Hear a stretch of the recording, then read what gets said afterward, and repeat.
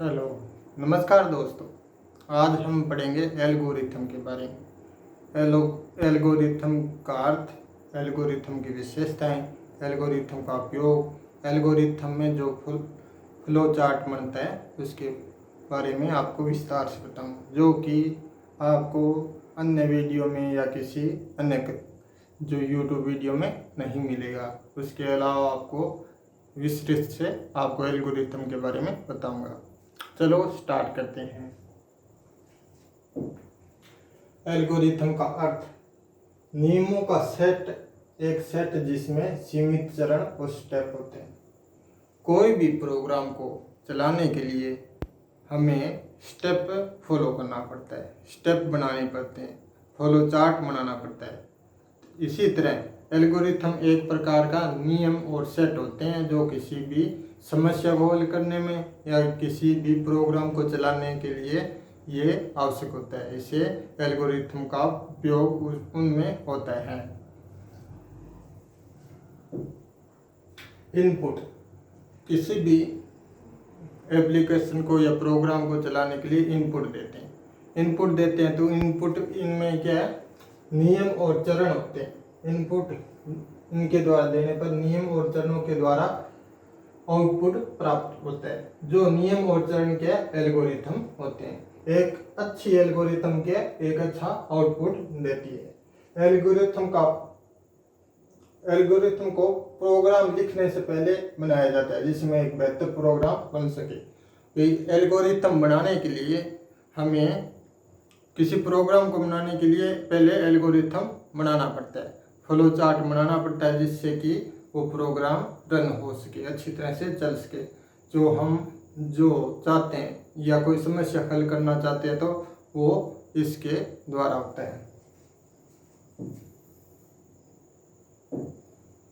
Algorithm का प्रयोग किसी भी प्रॉब्लम को सॉल्व करने के लिए किया जाता है। कोई भी प्रॉब्लम हो या फिर कोई भी हमें कार्य करवाना हो तो उसके लिए एल्गोरिथम का प्रयोग करते हैं। एल्गोरिथम स्टेप बाय स्टेप समस्या को हल करती है। एल्गोरिथम का ये अर्थ नहीं अभी हम एक स्टेप में सारा कार्य करवा देते हैं, नहीं। इसके लिए अलग अलग स्टेप होते हैं। किसी प्रोग्राम को चलाने के लिए या किसी समस्या को हल करने के लिए स्टेप बाय स्टेप उनका हल किया जाता है, उनके नियम बनाए जाते हैं। एल्गोरिथम के किसी भी स्टेप के क्रम को चेंज नहीं कर सकते और न ही किसी स्टेप को छोड़ सकते हैं। अर्थात किसी स्टेप क्रम को छोड़ते हैं या क्रम को चेंज करते हैं तो उस समस्या का हल नहीं कर पाएंगे। कोई भी स्टेप को अपने छोड़ दिया या उसको स्किप कर दिया तो वो प्रोग्राम नहीं चलेगा, उसमें प्रोग्राम में एरर बताएगा। इसलिए सभी चरणों और स्टेप को क्रम वाइज फॉलो करना होता है। एल्गोरिथम का एक निश्चित क्रम होता है। एक नियमों के समूह को एल्गोरिथम कहते हैं। अर्थात इनमें क्या है, नियम दिए होते हैं, नियम बनाए होते हैं जो कि प्रोग्राम फॉलो करता हुआ आउटपुट देता है। एल्गोरिथम की विशेषताएं भी, एल्गोरिथम की क्या विशेषता है भी, हम एल्गोरिथम क्यों प्रयोग करते हैं। तो इसके लिए एक अच्छी एल्गोरिथम समस्या को उप समस्याओं में विभाजित करके हल करती है। कोई भी एल्गोरिथम बनाते हैं वो क्या है, किसी समस्या को हल करने के लिए छोटे छोटे भागों में विभाजित करके वह हमें हल प्रदान करती है। फेसिबल एल्गोरिथम सामान्य और व्यवहारिक होनी चाहिए। भी एल्गोरिथम हमें क्या है, सामान्य और व्यवहारिक होगी तो हमें क्या प्रोग्राम चलाने में आसानी होगी और वो जो नियम और रूल है वो क्या कम से कम स्टेप में हमें समस्या का हल मिलेगा।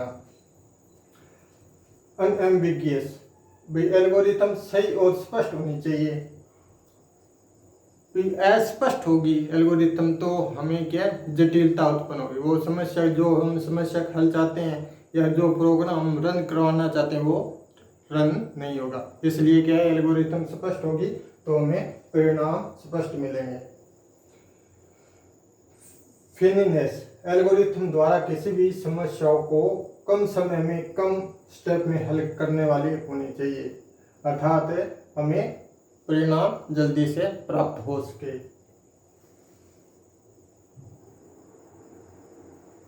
प्री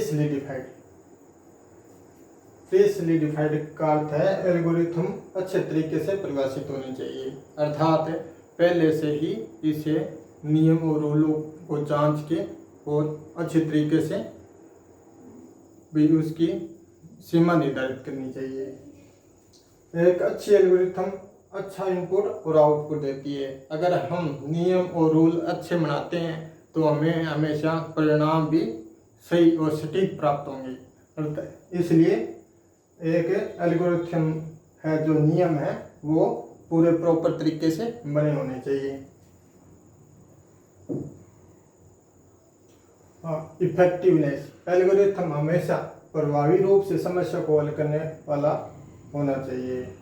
तो एल्गोरिथम अगर इफेक्टिवनेस नहीं होगी तो हमारी समस्या क्या है, हल नहीं होगी। इसलिए क्या इफेक्टिवनेस होनी चाहिए एल्गोरिथम को चित्रों के रूप में प्रदर्शित करना फ्लो चार्ट कहलाता है। हम क्या एल्गोरिथम को सीधे लैंग्वेज में नहीं लिखते, पहले फ्लो चार्ट बनाया जाता है जिसमें क्या है अलग अलग डायग्राम के द्वारा इस एल्गोरिथम को दर्शाया जाता है, फिर बाद में किसी भी लैंग्वेज में चेंज कर सकते हैं। तो इससे फ्लो चार्ट में निम्न स्टेप होते हैं, उनको अलग अलग डायग्राम द्वारा दर्शाते हैं। जैसे स्टार्ट स्टॉप सिंबल, स्टार्ट और स्टॉप सिंबल को अंडाकार के रूप में दर्शाते हैं, स्टार्ट और स्टॉप। तो यहाँ पे क्या अंडाकार लगाया हुआ है। फिर इनपुट आउटपुट सिंबल है, उसे क्या चतुर्भुज के रूप में दर्शाते हैं। तो पहले हमें इनपुट देते हैं फिर आउटपुट प्राप्त होते हैं, उनके ये डायग्राम बनाएंगे। अब आगे हम एक उदाहरण के द्वारा आपको ये फ्लो चार्ट बताएंगे जिसमें ये डायग्राम मिलेंगे। प्रोसेसिंग सिंबल में क्या आयत होता है, आयत का चित्र बनता है इस तरह। डिसीजन सिंबल क्या विषम कोण होते हैं, डिसीजन सिंबल में क्या विषम कोण का बनाया जाता है। फ्लो लाइन सिंबल, किसी भी दिशा में तीर का निशान दर्शाना, अपने किसी भी लाइन को फॉलो कर रहे हैं तो इसमें क्या सिंबल तीर के निशान को दिखाया जाता है। डॉक्यूमेंट सिंबल को इस तरह बनाते हैं, देखो डॉक्यूमेंट सिंबल इस तरह बनाया जाता है।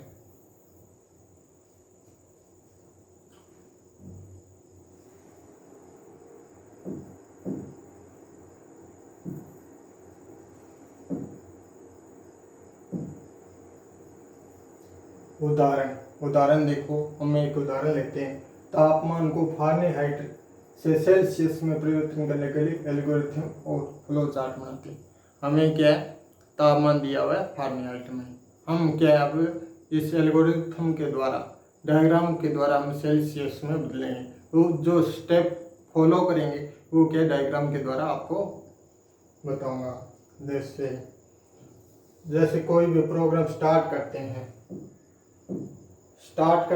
तो स्टार्ट में ये अंडाकार चित्र हो गया। ये क्या इनपुट है तो ये क्या आयत बन जाएगा, चतुर्भुज बन जाएगा। रीड फ़ारेनहाइट हमें क्या तापमान दिया है फ़ारेनहाइट में, तो ये क्या इनपुट हो गया, इनपुट को चतुर्भुज।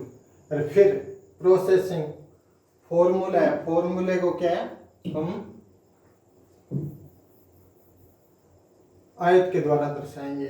तो देखो डिग्री सेंटीग्रेड को बदलने के लिए सूत्र ये होता है, नियम होता है, तो ये नियम यहाँ पे लिखा हुआ है। फिर हमें आउटपुट प्राप्त होता है ये चतुर्भुज के रूप में आउटपुट, और एंड या स्टॉप के बारे में ये अंडाकार चित्र है। इसमें निम्न स्टेप हो गए, जैसे स्टेप 1 जो में तापमान मिला है फ़ारेनहाइट में वो स्टेप 1 हो गया। स्टेप 2 में फॉर्मूला लगाया हमने, स्टेप 3 में आउटपुट जो में प्राप्त हुआ है वो आउटपुट हो गया। स्टेप 4 में स्टॉप ये एंड वाला पोर्शन है इसमें दिखाया है।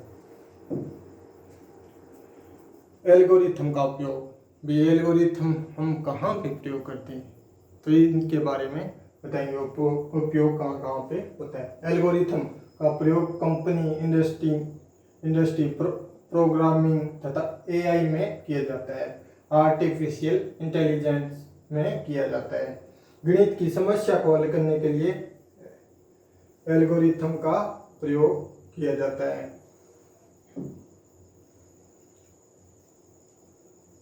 जैसे हमें कोई भी प्लस माइनस या मल्टीप्लाई करना है तो उसमें क्या एल्गोरिथम का प्रयोग होता है, कंप्यूटर में एल्गोरिथम का प्रयोग होता है, जिससे कि हमें गणित की समस्या का हल मिलता है। 3 नंबर पे Facebook, Instagram, search engine, Google, ये सब के एल्गोरिथम के अनुसार ही कार्य करती है। कोई भी ऐप है जो आप चलाते हैं वो क्या एल्गोरिथम के द्वारा ही कार्य करती है। उनमें क्या है, हमें तो सीधा क्या है आउटपुट दिखाई देते हैं, पर पीछे वाली क्रिया होती है, जो नियम रूल एल्गोरिथम में बने होते हैं, वो क्या एप्लीकेशन उनके अनुसार ही कार्य करती है। 4 नंबर, किसी भी प्रोग्राम में गलतियां नहीं होने के लिए सही फ्लो चार्ट बनाकर एल्गोरिथम का प्रयोग किया जाता है।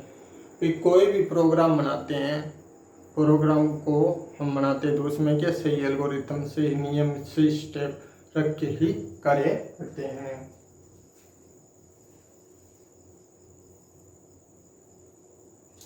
प्रोग्राम और प्रोसीड्यूर कोड लिखने के लिए भी एल्गोरिथम का प्रयोग किया जाता है। एल्गोरिथम किसी भी प्रोग्रामिंग लैंग्वेज पर आधारित नहीं होता। भी एल्गोरिथम है किसी भी प्रोग्रामिंग लैंग्वेज में नहीं लिखी जाती, अर्थात आधारित नहीं होती, इसे बाद में बदला जाता है। एल्गोरिथम को किसी भी फ्लो चार्ट में बदल सकते हैं, बाद में किसी भाषा में प्रयोग कर सकते हैं।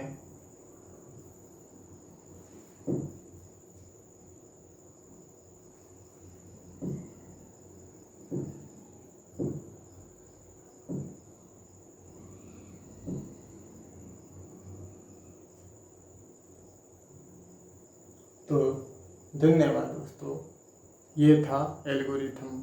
आपने एल्गोरिथम क्या पढ़ा, अर्थ पढ़ा, विशेषताएं पढ़ी और फ्लो चार्ट पढ़ा और आपने पढ़ा उपयोग पढ़े। तो मिलते हैं नेक्स्ट वीडियो में।